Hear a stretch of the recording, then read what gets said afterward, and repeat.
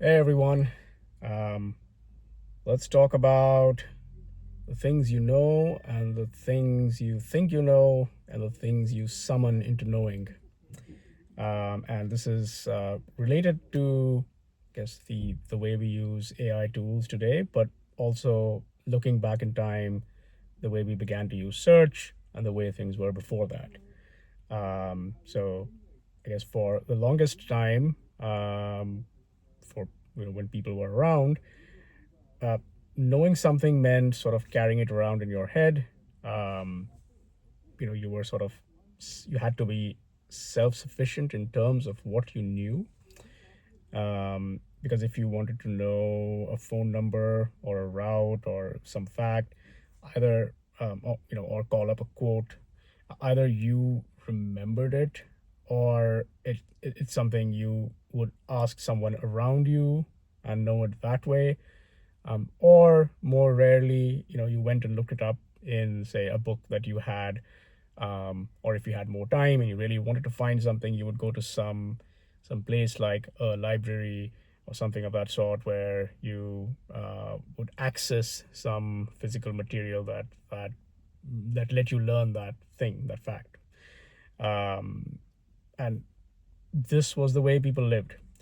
Then search arrived, and we sort of let go of a big part of our memory, and this has become very, very normal now. This is how we all are now, so we've sort of internalized this. And many people, a whole generation has come up, never knowing sort of an older era at all.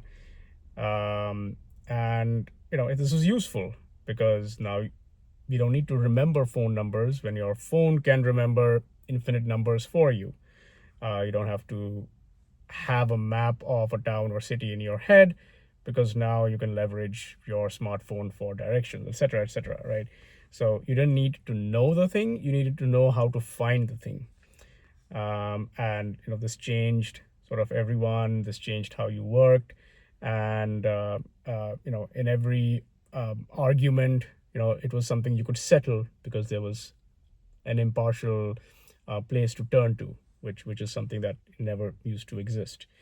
And this was sort of the bargain or the central trade-off, where you lose something and you gain something. So you lose this internal memory, but you gain sort of this access. You lose this internal spatial sense, but you gain the power of navigation in arbitrary places. And more generally, you lose this depth or attention, but you get breadth. You get sort of this range of things that you can look up and know about.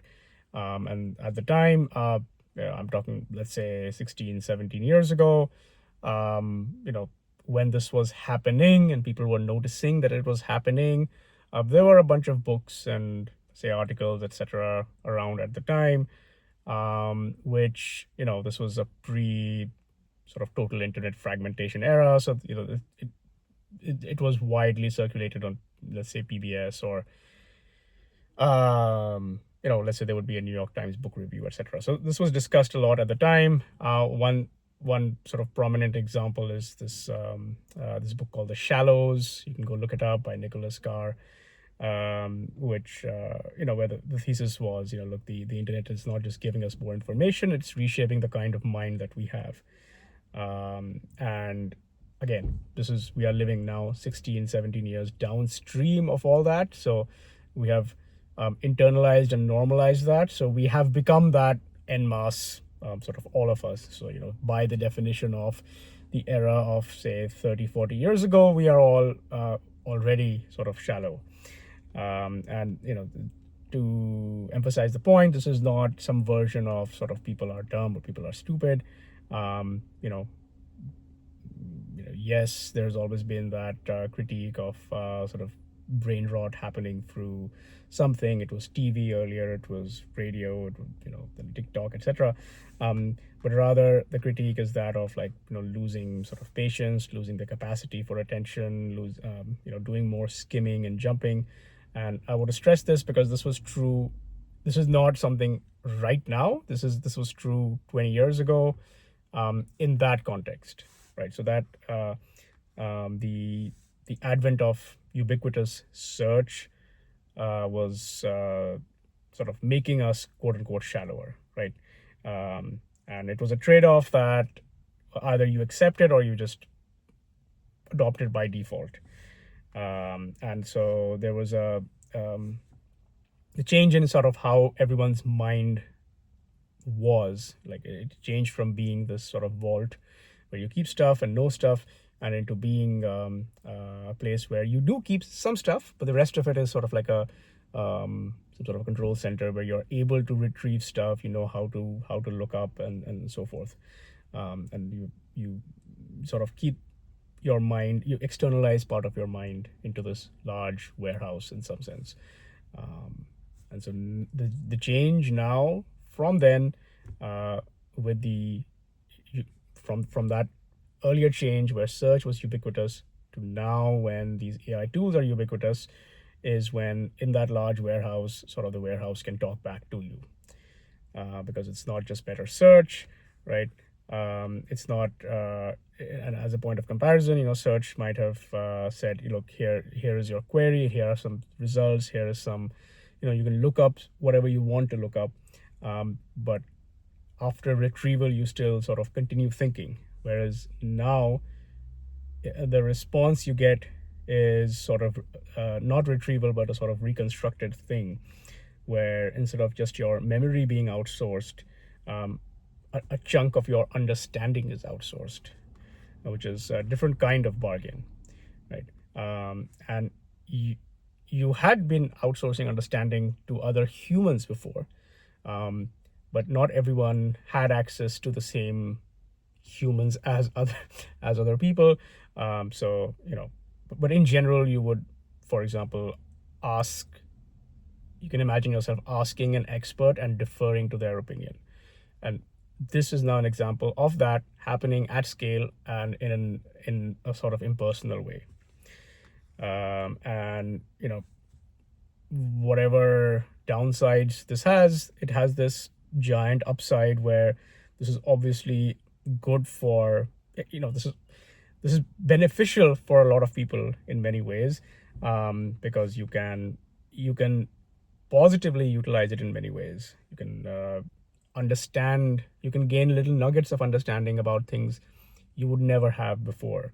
Whether it's summarizing medical reports or sort of debugging complex error logs, or teaching you concepts that you would otherwise have to read an entire textbook for, et cetera, right? And also, like, if you have used something like a calculator or a spell check or GPS, etc., you already outsourced some of your cognition, and you had externalized some part of your memory anyway. This is just different in a way because it doesn't have that tool-like shape. The interface is not tool-like. The interface is more mind-like, in a way.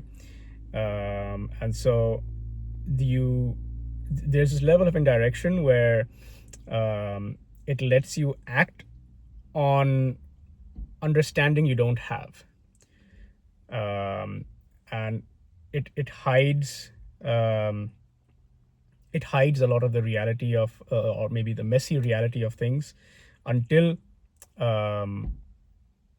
until you really have to deal with it, and that is sort of the hidden danger here. And we can, or at least I can, take the example of software where these tools have found their most widespread usage, and also where these tensions and hidden, or not so obvious problems are sort of coming up and are only revealed by extensive use of the tools, because, and we've alluded to this in sort of previous videos here, and the term that I use there and will briefly mention again is comprehension debt, where we had this notion of technical debt where there are shortcuts in the system that the future version of you has to pay down, and comprehension debt is when the system contains decisions that the future you simply won't understand. And these tools are excellent at creating these comprehension debt very easily. where the problem now is not that the artifact is broken, or it doesn't work, because it does, but rather that the mental model of how it works is not present inside you, right? So you have the, these tools allow you to act on an understanding that is not embodied, which would have been bizarre earlier. So why did you do something? Well, I vibe understood something for a while, then I did something, and then I promptly forgot. So you summoned this knowing briefly. It allowed you to act, do something, reach some conclusion, summarize something, and then you released it. But you sort of it didn't the understanding never arose inside you. And so you can use a phrase like rented understanding for this. So it's which which can be powerful if when used in the right context, but if used indiscriminately, um, it'll just give you more and more of an illusion of being able to do things, until finally you have to do one next thing or answer some follow up, and then the whole thing will your illusion will collapse on itself, and you will have no way of taking that next step or answering that follow up question, because you never had you never built up that understanding. You had sort of rented it for a while, and it's fine if you're sort of touring some new domain, but it's not fine if you're living in that new domain, right? So the problem is not the renting itself. The problem is overdoing it, and then being completely unable to solve or fix something that happens a few steps down the line. And this is we can see this as a form of missing judgment. So you can see sort of these two kinds of judgment here. One is at the level of the domain, maybe understanding um, when some response is not right, etc. And then we can say that being an expert in some domain confers on you or requires that level of judgment to detect that. But there's another kind of judgment, which is knowing, and this is sort of uh, a, a level of judgment irrespective of domain that you all of us sort of have to apply when we're using or overusing these tools, which is a judgment on when you need to internalize that understanding. This is something you never had to do before, because this situation never existed before. You could never outsource this understanding before, because you have to act on things that you understand, otherwise you can't act. So it was common to just stay stuck in different ways, which is why this is a good thing, right? It gives you more agency in situations where you wouldn't have had that agency before. But the flip side is that now you have to exercise judgment on when you need to proactively internalize this rented understanding. Um, so yeah, I mean, and just to clarify, I'm not, we're not suggesting we have to go back or go back to that model of the mind as a vault. We have already moved past that in different ways, right? We moved past that when we began using simple tools, or when we externalized our memory into even, say, notebooks, or when we externalized our ability to do things by using calculators, etc.